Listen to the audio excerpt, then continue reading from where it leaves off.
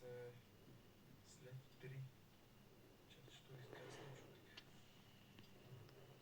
3:14. Сега ми се ще да отида до гроба, който между другото те гроб ще се намират зад църквата, така че съвсем близо. Другата страна. Да, на другата страна. Да отидем там, да видим с едно радио съвсем бързо, без да безпокоим много. Просто ми се ще да научи повече за тази странстваща душа, да я намеря в покой. И тя ли е била там горе? Къде е бил погребан първоначално? Ами, той хората говорят, тук отгоре е бил някъде. Отгоре е бил погребан. А след той са го прехвърлили гроби, защото по-святко ми каза.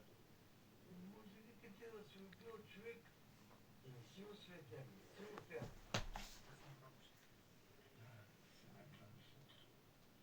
Така че сега слагаме жилетката вече, накичваме с уреди, както сме свикнали в серията Паранормално. Отиваме до там, след което Дам ще ни заведе по-навътре в гората, където евентуално е било заробено съкровището на бай Колю. Така че имаме и още една локация да обиколим. Още след много тежък епизод, наистина много тежък, така че дайте да се започнем да работим. Сложихме всички неща, пуснахме едно GoPro, да си имаме, взимаме и въпросът е при мен, радиото е при мен. Хайде да отидем да видим. За първи път виждам гробове, които плочите са насочени на отсрещната страна, от които са положени. Вижте, тук са положени, а пък мале е почна също.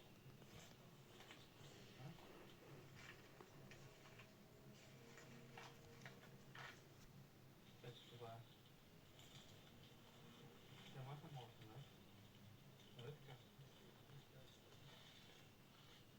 Ето това е духа на Байкора.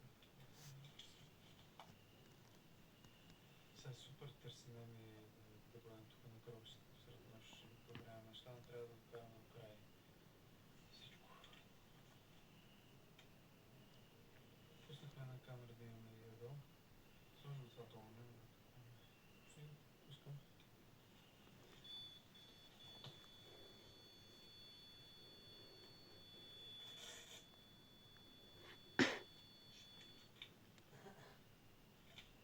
Така ще пробваме още един сеанс с радиото.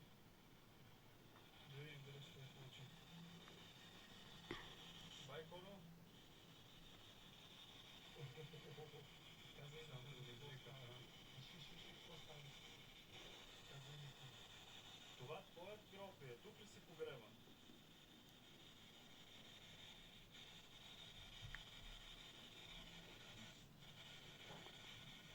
Кажи ни, тук ли си погребан? Да или не?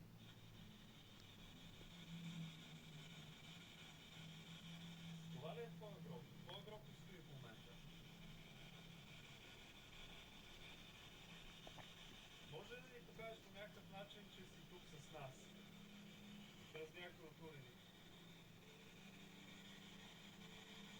Без да те опеят ли беше погребан? Не. Не. Съжаляваш ли за това, което си направил?